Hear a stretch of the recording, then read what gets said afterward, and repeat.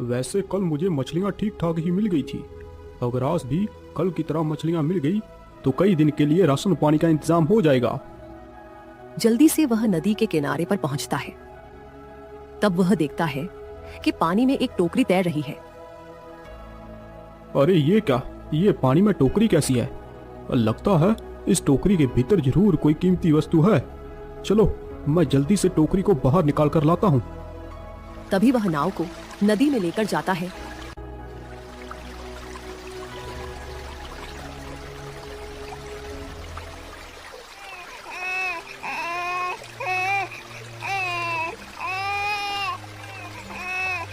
अरे राम राम राम राम, ये क्या, इस टोकरी के भीतर तो एक बच्चा है।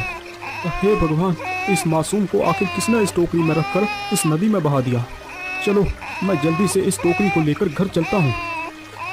मछुआरा जल्दी ही टोकरी को उठाकर नाव पर रख लेता है और नाव को लेकर बाहर की ओर आ जाता है।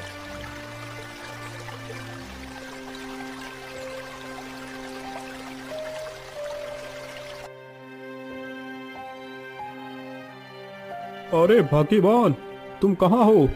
अरे जल्दी आओ, देखो मैं क्या लेकर आया हूँ। अरे वाह, लगता है आज आपको कुछ ज्यादा ही मछलियाँ मिल गई हैं। अरे भाग्यवान, मछलियों को छोड़ो, पहले इसे देखो।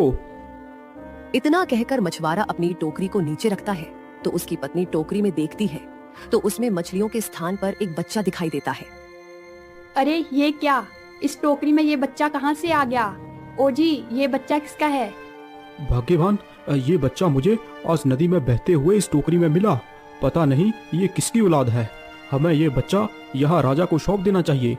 अरे नहीं नहीं जी, आप इसे कहीं भी मत ले जाएं। वैसे भी हमारे कोई औलाद नहीं है, हम इसे पाल लेंगे। लेकिन भाग्यवान, ये तो गलत है। हम किसी दूसरे की औलाद को इस प्रकार अपना बनाकर नहीं रख सकते। नहीं जी, मैं कुछ भी नहीं जानती। मैं इसे आपको किसी को भी नहीं देने दूंगी। ऐसे ही 1 वर्ष के बाद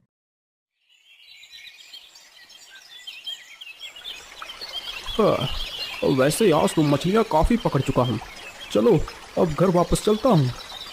इतना सोचकर मछुआरा जैसे ही अपनी नाव को थोड़ा आगे बढ़ाता है तो देखता है सामने एक वैसी ही टोकरी फिर से बहती हुई आ रही है।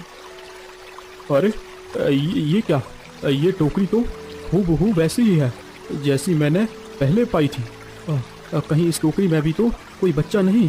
मुझे जल्दी जाकर उस टोकरी को देखना चाहिए। मछुआरा जल्दी ही नाव को टोकरी की ओर लेकर जाता है।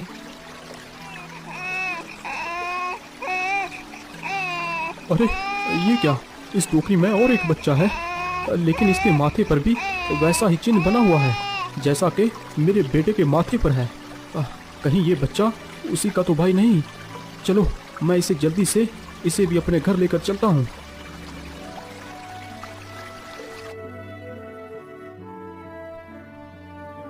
अरे वाह जी, ये तो कमाल ही हो गया। इसके माथे पर भी वही निशान है जो मेरे बड़े बेटे के माथे पर है। जरूर आपकी बात सच ही है, ये हमारे बेटे का ही भाई है।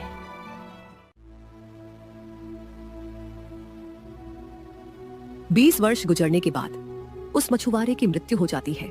अपने पति की मृत्यु के शोक में डूबी उसकी पत्नी भी काफी ज्यादा बीमार हो जाती है। भैया, अब तो हमारे पास पैसे भी नहीं बचे। जितने पैसे थे वह सब माँ की दवाई में ही खत्म हो गए हैं। अब दवाई के लिए पैसे कहाँ से लेकर आएंगे? इसीलिए भैया आप माँ की देख रेख करो, मैं नौकरी की तलाश में निकलता हूँ। नहीं मेरे भाई, तुम मेरे छोटे भाई हो और बड़े भाई के होते हुए बड़ा तुम काम करोगे? नहीं नहीं, ये उचित नहीं है। तुम माँ की देख रेख करो। मैं महाराज के पास जाकर उनसे कोई नौकरी की याचना करूँगा। हो सकता है महाराज मुझे किसी काम पर रख लें। वह चलते चलते जल्दी ही राजमहल के पास पहुंच जाता है। अरे ठहरो, कौन हो तुम और इस प्रकार महल के भीतर कहाँ घुसे जा रहे हो? भैया, मेरा नाम कमल है और मैं महाराज से मिलना चाहता हूँ। मुझे महाराज से एक नौकरी चाहिए ताकि मैं अपनी माँ का इलाज करा सकूँ। अच्छा अच्छा, ठीक है, तुम यहीं इस स्थान पर रुको, मैं अभी तुम्हारी सूचना महाराज तक पहुँचाता हूँ। महाराज, महाराज, द्वार पर एक जवान आया है। वह आपसे मिलने की गुहार लगा रहा है। कहता है कि वह आपसे मिलना चाहता है और आपसे एक नौकरी की आशा रखता है। अच्छा अच्छा, ठीक है, तुम जल्दी से जाओ और उससे आदर सहित राज्यसभा में लेकर आऊं। चलिए युवक, हमारे साथ चलिए, महाराज ने आपको बुलाया है। कमल जैसे ही राजा के सामने जाकर खड़ा होता है तो राजा अचंभित हो जाता है और उसे देखता रहता है। वह ऐसा महसूस कर रहा था जैसे कि वह उसी का पुत्र हो। अरे ये कौन? इसके माथे पर तो वैसा ही निशान है जैसे यशोदा के पुत्रों के माथे पर था। कहीं ऐसा तो नहीं ये लड़का उन्हीं में से एक हो? बोलो पुत्र, तुम कौन हो और तुम्हें क्या चाहिए?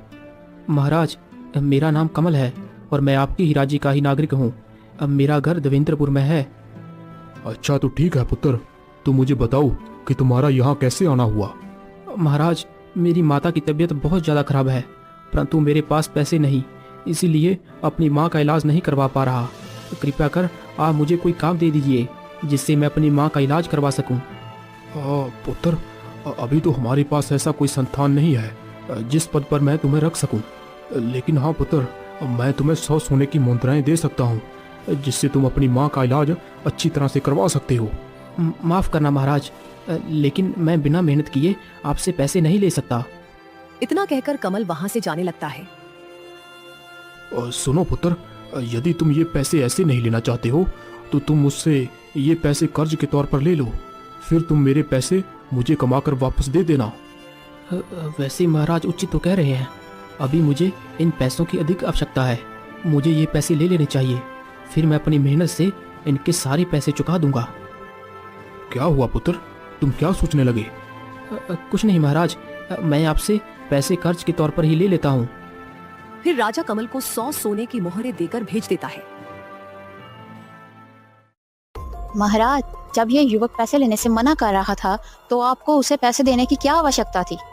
पता नहीं महारानी, वह युवक मुझे अपना सा लगा, इसीलिए मैं उसकी मदद करने से अपने आप को रोक नहीं पाया। राजा के मुख से ऐसे वचन सुनकर महारानी का संदेह तो और भी गहरा हो गया।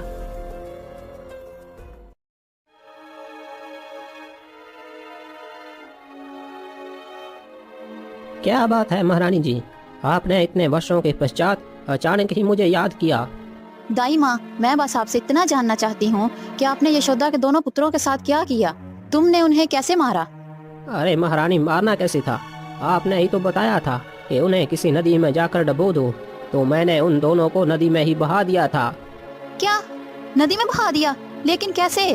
तुमने उन बच्चों को कैसे बहाया, बताओ मुझे। फिर वो बुढ़िया सारी कहानी महारानी को बता देती है। अरे मूर्ख बुढ़िया, ये तुमने क्या अनर्थ कर डाला? मैंने तुझसे कहा था कि उन बच्चों को ऐसे ही नदी में फेंक कर बहाना है, और तूने उनको टोकरी के भीतर रख कर बहाया। महारानी जी, मेरी भूल को क्षमा करें, लेकिन इतने वर्षों के पश्चात आप ये सब क्यों पूछ रही हैं? आखिरकार हुआ क्या है? अरे क्या हुआ पूछ रही है बुढ़िया? तुम्हें पता भी है राजा के दोनों पुत्र अभी भी जीवित हैं। क्या? तो तुम ये क्या बोल रही हो महारानी? ऐसा कैसे संभव हो सकता है? अरे मूर्ख, ये सब तेरी मूर्खता के कारण ही संभव हो चुका है। यदि महाराज को पता चल गया कि वे दोनों उनके पुत्र हैं और हमने उनके साथ क्या किया, तो महाराज से हम तीनों को भगवान भी नहीं बचा पाएगा। महारानी, ये समय भयभीत होने का नहीं है, ये समय षड्यंत्र रचने का है कि उसे कैसे अपने रास्ते से हटाया जाए। बस आप महारानी इतना बताएं कि आपने उसे कहाँ पर देखा था। फिर महारानी राजसभा में हुई घटना को बताती है। महारानी जी, उनसे निपटने का रास्ता मिल गया है, तुम फिक्र ना करो। ये समझो कि वह दोनों तुम्हारे रास्ते से हट गए।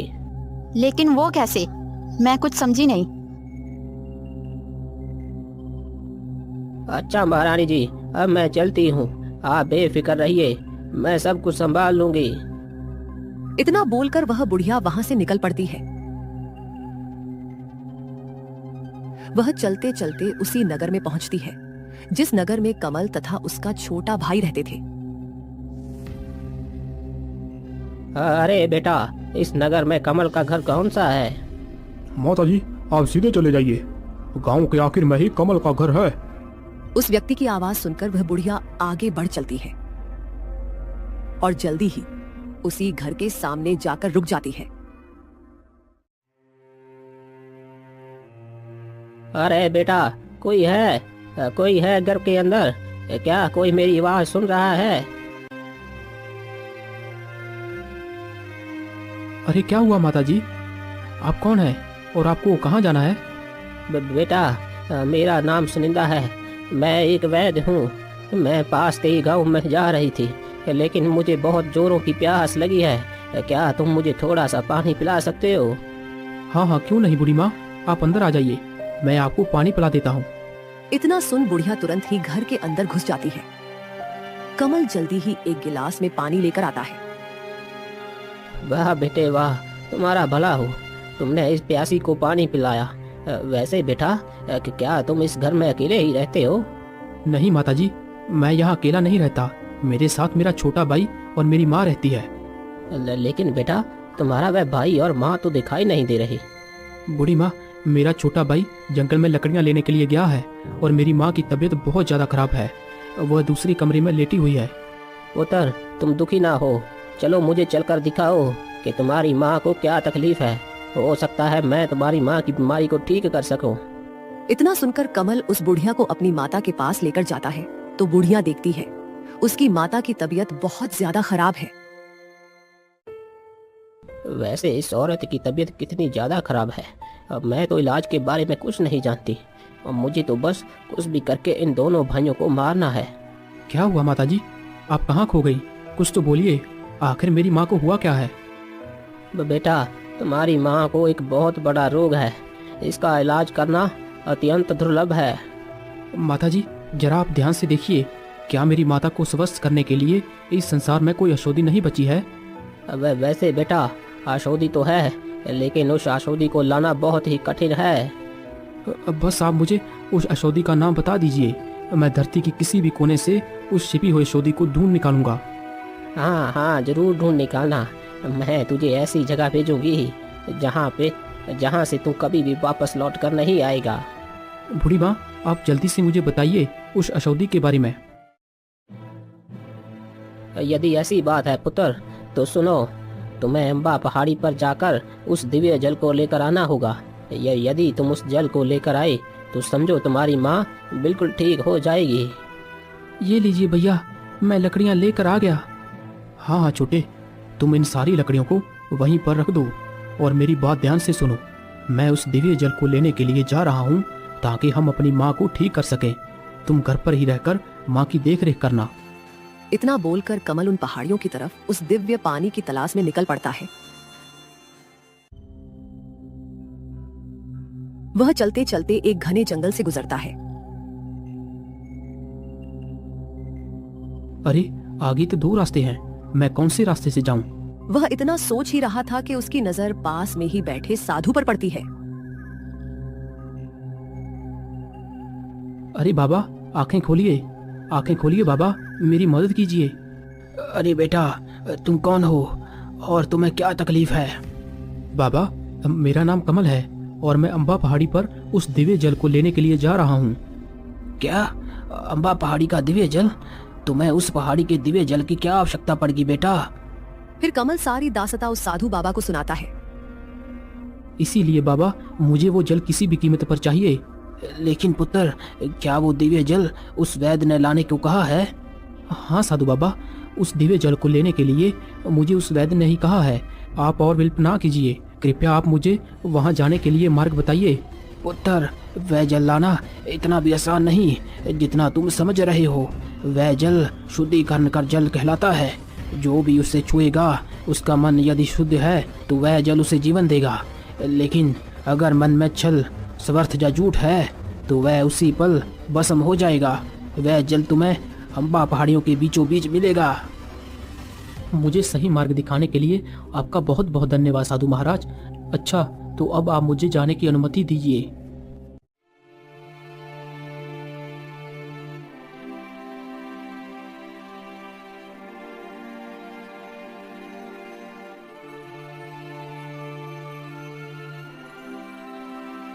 अरे राम राम राम राम राम। और कितना आगे चलना होगा? उस साधु बाबा के बताए अनुसार यहाँ आसपास कोई पहाड़ी नहीं दिख रही। प्यास से मेरा गला भी सूखा जा रहा है। पता नहीं मेरा क्या होगा, लेकिन कुछ भी हो जाए मैं वह दिव्य जल लेकर ही जाऊंगा। इतना सोचकर कमल आगे दिशा की तरफ बढ़ता है।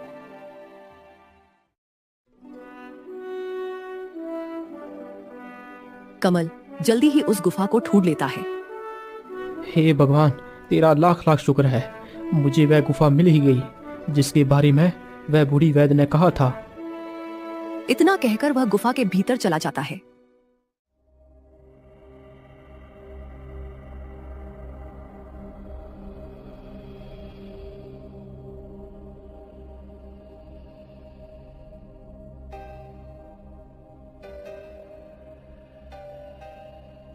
हे भगवान, मैं इस गुफा के अंदर तो आ गया, लेकिन वह दिव्य पानी कहाँ पर है? तभी उसकी नजर सामने पड़ती है और वह और आगे जाता तो देखता है वह दिव्य पानी तक पहुंच चुका है। अरे वाह वाह वाह, मैं दिव्य जल तक पहुंच गया। अब जल्दी से इसे भर लेता हूँ। हे यात्री, रुको। ये जल केवल उन हाथों में जा सकता है जो सत्य, ज्ञान और त्याग की कसौटी पर खरे उतरे। तुम कौन? मैं इस दिव्य जल का रक्षक हूँ और तुम्हें मेरे 3 सवालों के सही उत्तर देने होंगे। यदि तुम मेरे 3 प्रश्नों के उत्तर नहीं दे सके तो तुम्हारी आत्मा यहीं कैद रहेगी सदा के लिए। जी बोलिए, क्या है तुम्हारे वो 3 सवाल? तो सुनो, मेरा पहला सवाल, क्या जो नसीब में लिखा है वही होता है? क्या इंसान अपनी मेहनत, हिम्मत और ताकत से नसीब को बदल सकता है? बताओ, क्या तुम मानते हो कि जो नसीब में लिखा है वही होता है? अगर नसीब में सब पहले से तय होता तो हमें सोचने की शक्ति, मेहनत करने की ताकत और दिल क्यों दिया? हम इंसान हैं, हमारे पास चुनाव करने की आज़ादी है, और जब इंसान सच्चे दिल से मेहनत करता है तो वह अपने नसीब को बदल सकता है। बहुत अच्छा, तूने सही कहा युवक। इंसान सच्चे दिल से मेहनत करके अपने नसीब को बदल सकता है। मेरा दूसरा सवाल, 3 आत्माएं एक ही धरती पर चलती हैं। एक राजा जिसके पास सब कुछ है, एक भिखारी जिसके पास कुछ नहीं, और एक ऋषि जिसने सब त्याग दिया है। अब बता, इन तीनों में से सबसे अमीर कौन है? राजा के पास महल है, भिखारी के पास खाली कटोरा और ऋषि के पास सिर्फ एक कमंडल। पर इन तीनों में से सबसे अमीर वह है जिसने चाहत से मुक्ति पाई हो। राजा अपने खजाने से डरता है, भिखारी उसकी ख्वाहिश में जीता है, पर ऋषि ने त्याग से सुख पाया है। उसने भीतर की शांति को बाहरी संपत्ति से ऊंचा समझा है। दौलत वह नहीं जो तिजोरी में बंद हो, दौलत तो वह है जो दिल को हल्का करे, आत्मा को मुक्त करे। दौलत वह है जो बांटी जाए और बढ़े, जैसे प्रेम, करुणा, ज्ञान। इसीलिए मैं मानता हूँ सबसे अमीर ऋषि होगा। बहुत खूब युवक। अब मेरा आखिरी सवाल, सबसे बड़ा धर्म क्या है? सुनो, सबसे बड़ा धर्म कोई नाम, कोई मंदिर या कोई कानून नहीं। वह तो मन का वो रास्ता है जहाँ हम बिना किसी भेदभाव के सभी के लिए वही प्रेम रखते हैं जो हम खुद के लिए रखना चाहते हैं। धर्म वह प्रकाश है जो अज्ञातता को अंधकार से मिटाता है। धर्म वह दया है जो क्रोध को शांत करती है। धर्म वह सत्य है जो झूठ की दीवारों को तोड़ देता है। तो सबसे बड़ा धर्म है प्यार करना। वाह युवक, तू केवल सवालों का उत्तर देने नहीं आया, तू अपनी आत्मा को खोलने आया है। तेरे उत्तरों में अहंकार नहीं बल्कि संप्रण था। तेरे शब्दों में तर्क नहीं बल्कि प्रेम की गरिमा थी। इसीलिए युवक, मैं तुम्हें ये दिव्य जल प्रदान करता हूँ जो केवल उससे मिलता है जो आत्मा से शुद्ध हो। कमल जल्दी ही उस दिव्य जल को भर लेता है।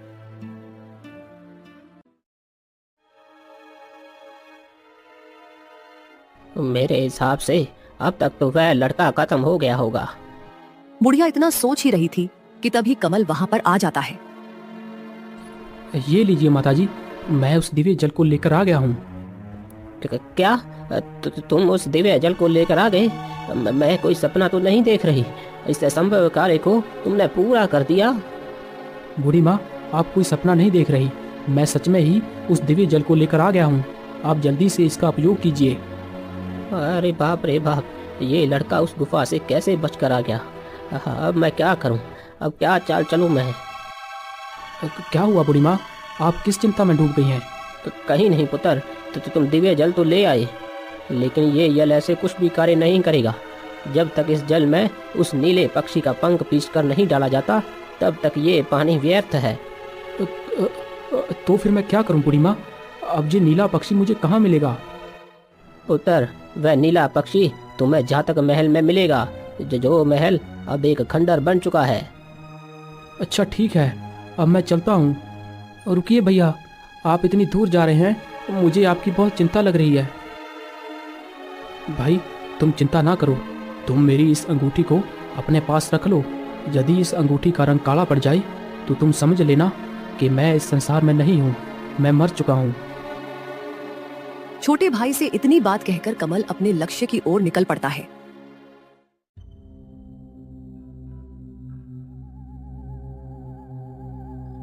घर से तो निकल पड़ा हूँ, लेकिन ये तो पता नहीं है कि आखिर वो नीला पक्षी मुझे मिलेगा कहाँ। हाँ, ऐसा करता हूँ, उन बाबा के पास चलता हूँ, वह बाबा जरूर मेरी मदद करेंगे। इतना सोचकर कमल उन्हीं बाबा से मिलने के लिए बढ़ चलता है। कमल जल्दी ही बाबा के पास पहुंचकर उनसे उस नीले पक्षी के बारे में पूछता है। क्या अब तुम्हें उस नीले पक्षी को लाना होगा? लेकिन क्यों? क्या उस दिव्य जल से तुम्हारी माता ठीक नहीं हुई? नहीं साधु बाबा, वैद्य ने बताया है कि उस नीले पक्षी का पंख पीसकर जल में मिलाकर पीने से मेरी मां स्वस्थ होगी, अन्यथा केवल अकेला दिव्य जल व्यर्थ है। आखिर ये कैसा वैद्य है जो इस बालक को बार बार मौत के मुंह में धकेल रहा है? बाबा, आप क्या सोचने लगे? जल्दी से मुझे उस नीले पक्षी का पता बता दीजिए। बेटा, उस नीले पक्षी को पकड़ना इतना भी आसान नहीं। आज तक जो भी उसे पकड़ने के लिए गया वो कभी वापस लौट कर नहीं आया। बाबा, अब चाहे कुछ भी हो जाए, मैं उस नीले पक्षी को लेने के लिए अवश्य जाऊंगा। बस आप मुझे वहां जाने का रास्ता बता दीजिए। उत्तर, वह नीला पक्षी तुम्हें जातक महल में ही मिलेगा, जो महल अब एक खंडर बन चुका है। ध्यान रखना बेटा, वह नीला पक्षी तुमसे कुछ भी कहे, जा तुम्हें बोलने पर विवश करे, फिर भी तुम्हें उसकी किसी भी बात का कोई जवाब नहीं देना है। तुम्हें वहाँ ढेर सारी पत्थर की मूर्तियाँ खड़ी मिलेंगी। लेकिन बाबा, वह सब मूर्तियाँ है किसकी? बेटा, वह मूर्तियाँ उन वीरों की है जो उस नीले पक्षी को पकड़ने और उसका पंख लेने के लिए गए थे और वहीं पर पत्थर बनकर रह गए और कभी वापस लौट कर नहीं आ सके। तुम याद रखना पुत्र, तुम्हें उस पक्षी की किसी भी बात का कोई भी जवाब नहीं देना है। ठीक है बाबा, मैं इस बात का ध्यान रखूंगा। लेकिन बाबा, ये जातक महल किस दिशा में है? बेटा, वह जातक महल तुम्हें इस जंगल को पार करने के बाद मिलेगा। फिर वह पक्षी की तलाश में निकल पड़ता है।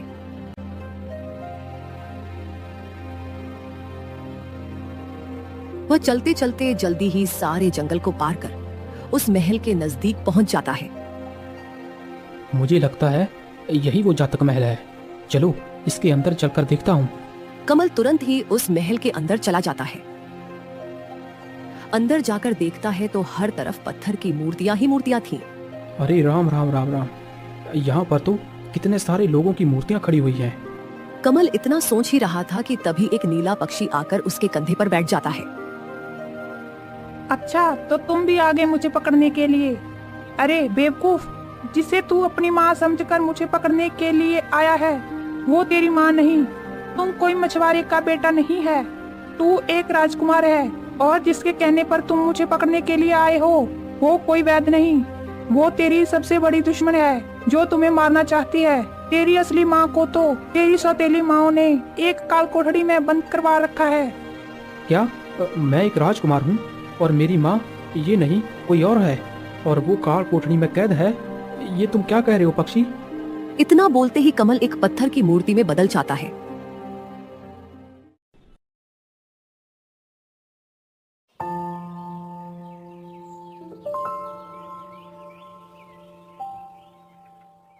कई सालों पहले अर्जुन नाम का एक आदमी अपनी पत्नी और बच्चों के साथ किशनपुर नाम एक गांव में रहता था। वो हर काम करने में बहुत सुस्त रहता था और अपनी विरासत में मिली सारी संपत्ति बेचकर अपने परिवार का पालन पोषण करता था। फिर एक दिन उसकी पत्नी सोनाली ने उसके पास आकर उससे कहा, सुनिए, जायदाद बेचकर कब तक खर्च उठाओगे? हमारे बच्चे भी हैं और खर्च दिन ब दिन बढ़ते जा रहे हैं। आप पैसा कमाने के लिए कोई नौकरी क्यों नहीं करते, या फिर कोई अपना व्यवसाय कर लीजिए। ऐसे ही संपत्ति बेचते रहेंगे तो यह घर भी नहीं बचेगा। अरे अरे, आप भी मुझे उपदेश देने लगे। पैसों की चिंता मत करो, मैं जानता हूँ कि मैं क्या कर रहा हूँ। आप बेहतर समझें कि मुझे किसी के अधीन काम करना पसंद नहीं है। मैं किसी भी तरह बच्चों का पालन पोषण करूंगा। आपको विरासत में बहुत सारी जमीन मिली थी, आपने खेती की जमीन को टुकड़ों में बेच दिया और घर चला लिया। इसके बजाय आप जमीन में खेती कर सकते थे। अब तो हमारे पास बेचने के लिए भी कुछ नहीं बचा। कहीं काम कर लीजिए और परिवार की देखभाल कीजिए। मुझे तो चिंता हो रही है, हमारा क्या होगा। अरे हाँ हाँ, समझ गया। मैं किसी भी कीमत पर इस परिवार का ध्यान रखूंगा और इस घर को भी नहीं बेचूंगा। अब मुझे ज्ञान देना बंद करो। अर्जुन को अपनी पत्नी पर गुस्सा आया, लेकिन वो व्यक्त नहीं करता। वो उसे ये कहकर शांत कर देता है कि वो अब काम नहीं करेगा। इसकी बजाय वह पैसे कमाने के विभिन्न विभिन्न तरीकों पर विचार करता है और अंत में एक निर्णय लेता है। अगले ही दिन वो गांव के अलग अलग व्यवसायियों से मिलने के लिए जाता है। क्या खबर है अर्जुन, थक गए होगे? इस जलती धूप में तुम मेरे पास आ गए, तुम्हें देखकर तो मैं हैरान हो गया। मजाक बंद करो यार, मुझे तुमसे कोई मदद चाहिए, इसलिए मैं सुबह से यहाँ हूँ। इसके अलावा कोई और कारण नहीं है। ये एक अज्ञात सच है कि आप किसी बिना सौदे के बाहर नहीं आते, क्योंकि आप विरासत में मिली संपत्ति से पूरा पैसा उड़ा देते हैं। मेरे सब्र की परीक्षा मत लो हीरालाल, मैं यहाँ सिर्फ सौदा करने के लिए आया हूँ और कुछ नहीं। क्या सौदा? ये क्या है और मैं आपकी क्या मदद कर सकता हूँ? मैं समझा नहीं। मुझे अपनी व्यवसाय चलाने के लिए निवेश के रूप में आपसे कुछ पैसे चाहिए। सच में? आपने खेती करने के बजाय खेती वाली जमीन को ही बेच दिया। मुझे आश्चर्य है कि आप शहर में व्यवसाय कैसे करेंगे। संपत्ति बेचना या ना बेचना ये मेरी इच्छा है, आपका इससे क्या लेना देना। हालांकि मैं व्यापार करना चाहता हूँ, पर मेरे पास अब बहुत अच्छा विचार है। मुझे आपकी सहायता की जरूरत है, आप करोगे मेरी मदद? अच्छा तो देखते हैं। वैसे वो विचार क्या है, मुझे भी तो बताओ। क्या मैं आपको मूर्ख दिखाई देता हूँ? अपना विचार तुम्हारे सामने आकर मैं क्यों प्रकट करूँ? वो आपकी मर्जी, लेकिन ये बताइए आप यहाँ क्यों आए हैं? ज़्यादा कुछ नहीं, अगर आप मुझे अभी 10,000 रुपये दे सकते हैं तो मैं आपको इस महीने के अंत तक 40,000 रुपये वापस कर दूंगा। क्या तुम मुझे 40,000 रुपये दोगे अगर मैं तुम्हें अभी 10,000 रुपये दूँ? अर्जुन, क्या तुम मुझे बेवकूफ़ समझते हो? ये मेरे व्यवसाय का रहस्य है। वैसे भी अगर आपको विश्वास नहीं है, मुझे ये पैसा कर्ज के रूप में दे दो। मैं ये सारा पैसा ब्याज सहित आपको वैसा का वैसा लौटा दूंगा। मैं तुम्हें कर्ज कैसे दे सकता हूँ? आपके पास नौकरी या व्यवसाय नहीं है। आप मुझे उन पैसों के लिए भला क्या वादा कर सकते हैं? आप मुझ पर शक कर रहे हो? आप जानते हैं कि मेरे पास मेरा घर है, इसलिए आप मेरे घर को वादे के रूप में ले सकते हो और एक समझौता लिखें तो आप भी सुरक्षित महसूस करेंगे। अर्जुन के शब्दों ने हीरालाल को राहत दी, क्योंकि उसे पता था कि ऋण के रूप में पैसा उधार देना, वो भी सही ब्याज और सही दस्तावेज के साथ, उसके लिए मुनाफे का सौदा है। ठीक है, मैं आपको पैसे उधार दे दूंगा, लेकिन मेरी एक शर्त है। मैं प्रति 100 रुपये पर 2 रुपये ब्याज में लूंगा।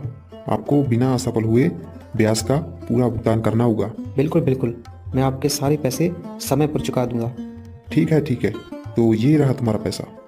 हीरालाल दस्तावेज में सारी बातें लिखकर ब्याज के लिए सारा पैसा उधार दे देता है। अर्जुन खुशी खुशी वहां से चला गया। अर्जुन उसी तरीके से गांव के सभी अमीर लोगों को एक ही कहानी सुनाकर उनसे बहुत सारा पैसा इकट्ठा करता है और सभी से अधिक पैसा कमाने की आशा की किरण पैदा करता है। दिन के अंत में वो घर लौटता है और अपनी पत्नी सोनाली से जाकर कहता है, सोनाली, तुम हमेशा मुझे आलसी होने के लिए ताने मारती रहती हो, लेकिन अब देखो मेरे पास कितना सारा पैसा है। अरे इतने सारे पैसे? आपके पास इतने सारे पैसे कहाँ से आए? मैंने इस धन को अपनी चतुराई और बुद्धि से पाया है। क्या तुम्हें मुझ पर भरोसा नहीं है? मैं जानती हूँ कि आप इतने होशियार नहीं हो। सच सच बताओ, आपने कौन सी चाल चली? वो मैंने गांव के सभी साहूकारों से कहा है कि मुझे व्यवसाय के लिए धन की आवश्यकता है, तो उन सब ने ब्याज के रूप में मुझे पैसा उधार दिया है। क्या तुमने घर गिरवी रख दिया? हे भगवान! नहीं, एक से नहीं लिया तो घर गिरवी रखना है, लेकिन मैंने तो 5 लोगों से पैसे उधार लिए हैं। समझ में आया तुम्हें क्या? इसका मतलब तुमने उन्हें धोखा दिया? नहीं सोनाली, मेरे पास एक तरकीब है। मैं अपने पास के गांव में 5 रुपए प्रति 100 के हिसाब से कारोबार करूंगा और 3 रुपए प्रति 100 का हिस्सा लूंगा, और हम अमीर लोगों से उधार लिया पैसा हम उससे ही चुका सकते हैं। तुम समझ रही हो ना? ये क्या कह रहे हो? आस पास के गांव में व्यवसाय करोगे? आपको क्या लगता है यह संभव है? उन सभी लोगों को ये पैसा कैसे लुटाओगे? अभी तो हमारे पास ये घर भी है, लगता है अब यह भी बिक जाएगा। मुझे पता है मुझे क्या करना है। मुझे ज्यादा सजा मत दो। मैं पास के गांव में जाकर अपने मित्र से मिलूंगा और कारोबार शुरू करूंगा। छोड़ो, जाने दो, तुम्हें जो करना है करो। अगले ही दिन अर्जुन पड़ोस के गांव में जाने लगता है। वो एक जंगल से गुजर रहा होता है, तब अपने रास्ते में वो एक ऋषि को देखता है जो एक पेड़ के नीचे तपस्या कर रहे होते हैं। वो ऋषि के सामने एक सांप को देखकर ऋषि को सतर्क करने की कोशिश करने लगता है। अनन्य ऋषि जी, कृपया आंखें खोलिए। ऐसा कहते हुए अर्जुन ने सांप को पकड़कर दूसरी दिशा में फेंक दिया। उसकी बात सुनकर ऋषि ने अपनी आंखें खोली और उसे वहां देखकर चौंक गए। तुम कौन हो बालिक और तुम क्यों चला रही थी? तुमने मेरी तपस्या में विघ्न क्यों डाला? मेरा नाम अर्जुन है और मैं रामपुर में रहता हूँ। मैं अम्बाला जा रहा हूँ। मैंने आपके सामने एक सांप को देखा तो मैंने उसे फेंक दिया। अगर मैं ऐसा ना करता तो वो सांप आपके पैर में डस लेता मुनिवर। उस सांप को दूर फेंक कर मैंने आपकी जान बचाई है ऋषिवर। ऐसा कहते हुए अर्जुन ने उस सांप को दिखाया जिससे उसने फेंका था। अर्जुन के काम से प्रसन्न होकर ऋषि ने उससे कहा, बहुत अच्छा वंश, तुमने अपनी जान जोखिम में डालकर मेरी जान बचाई। तुम मुझसे कुछ भी मांग सकते हो। मैं अपनी सारी शक्तियों के साथ तुम्हारी इच्छा पूरी करूंगा बालक। फिर हाथ में रखी हुई थैली की ओर इशारा करता है और अपनी इच्छा के बारे में ऋषि से बात करता है। प्रिय ऋषि, कृपया मुझे ऐसा वरदान दे दिए जिससे भी मैंने ये पैसा उधार लिया है, ये वरदान देने के बाद वो मुझसे अपना उधार दिया पैसा वापस ना मांगे। बालक, जल्दी मत करो। प्रिय मुनिवर, मैं नहीं चाहता कि वो सब ये पैसा मुझसे वापस मांगे। अगर वो ये पैसा नहीं मांगेंगे तो मैं अपना व्यवसाय कर पाऊंगा और अपना घर बना पाऊंगा। कुछ खेती की ज़मीन खरीदने के बाद अपनी पत्नी के लिए गहने और संपत्ति खरीद पाऊंगा और थोड़े ही समय के भीतर पूरे मुनाफे के साथ गांव का सबसे अमीर आदमी बन पाऊंगा और एक सफल व्यक्ति भी। तो मुनिवर, मेरी आपसे विनती है, कृपया करके आप मुझे ये वरदान दे दीजिए। ठीक है बालक, जिन जिन लोगों ने आपको पैसा उधार दिया है वो जब तक जीवित रहेंगे आपसे पैसा वापस लौटाने के लिए नहीं कहेंगे। हे प्रिय ऋषिवर, आपका बहुत बहुत धन्यवाद। मैं हमेशा के लिए आपका आभारी रहूंगा। प्रणाम मुनिवर। खुश रहो बालक, तुम जा सकते हो। ऋषि से वरदान लेने के बाद अर्जुन वरदान को लेकर काफ़ी उत्साहित महसूस करता है और पास के गांव में अपने दोस्त हिमांशु से मिलने के लिए उसके घर जाता है।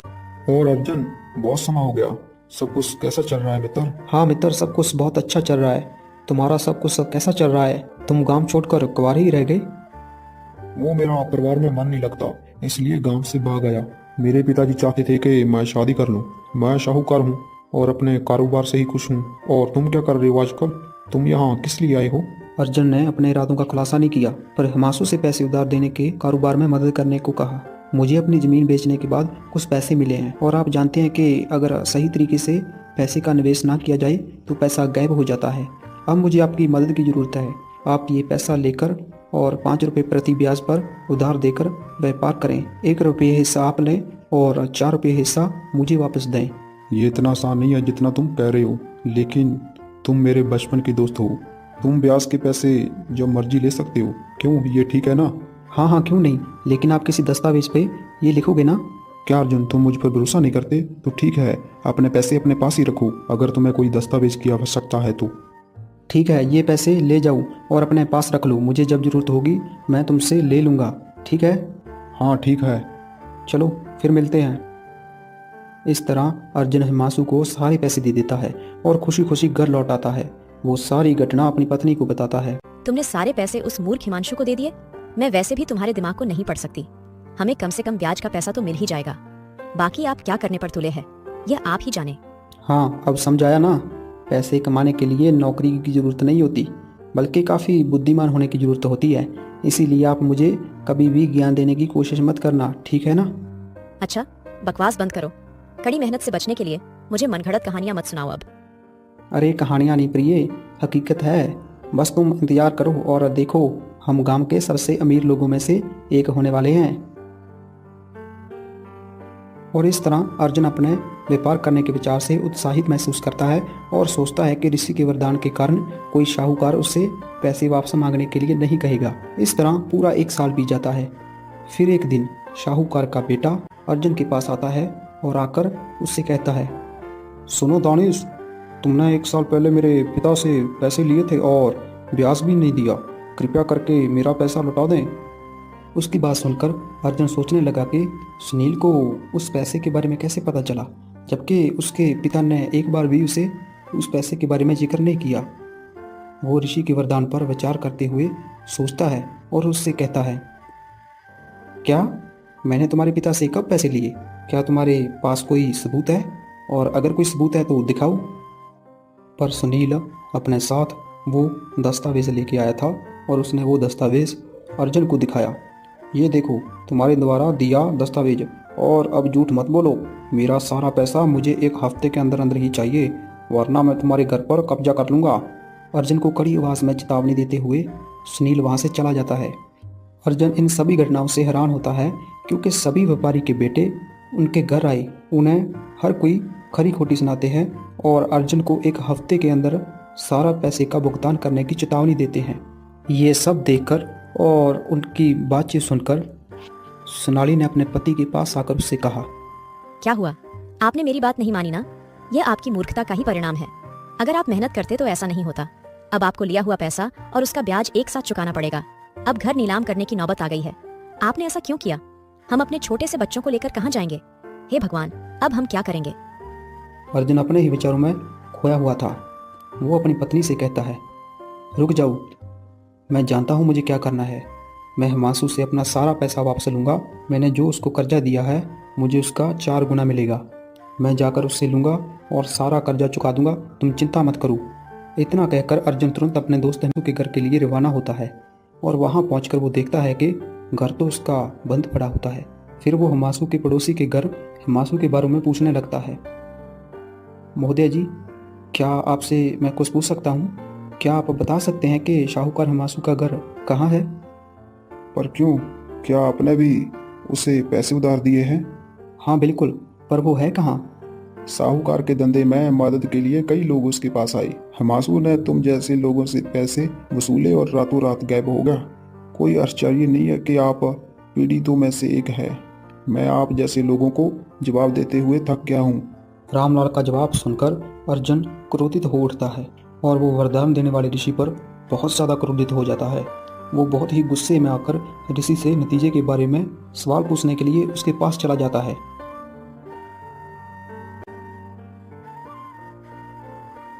ऋषि ध्यान बंद होकर उसकी ओर देखते हैं और उससे पूछते हैं, हाँ प्यारे अर्जुन, तुम्हें बहुत दिन बाद देख रहा हूँ।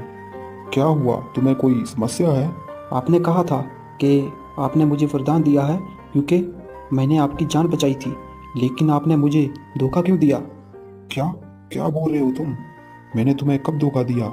अर्जुन अपने पूरे 1 साल का ब्यौरा उसे ऋषि को देता है और गुस्से में उसे खरी खोटी सुनाने लगता है। उसकी बातें सुनकर ऋषि मुस्कुराते हुए फिर उससे कहता है, प्रिय अर्जुन, कृपया आप उस दिन को याद करें कि आपने मुझसे क्या पूछा था। मुझे सब याद है। मैंने कहा था जिस व्यक्ति ने पैसा उधार लिया है वो पैसा मुझसे ना मांगे। तो यही कारण है कि उन शाहूकार ने जब तक वो जीवित थे तुमसे नहीं पूछा, तो तुम्हारा वरदान तो पूरा हो गया, लेकिन उन पैसों पे उनके वारिसों का अधिकार था, इसलिए उन्होंने कर्ज वापस मांग लिया। तुमने कहा था कि वो लोग आकर पैसा वापस ना मांगे, बल्कि आपको मांगना चाहिए था कि कोई भी कर्जा नहीं देना चाहिए।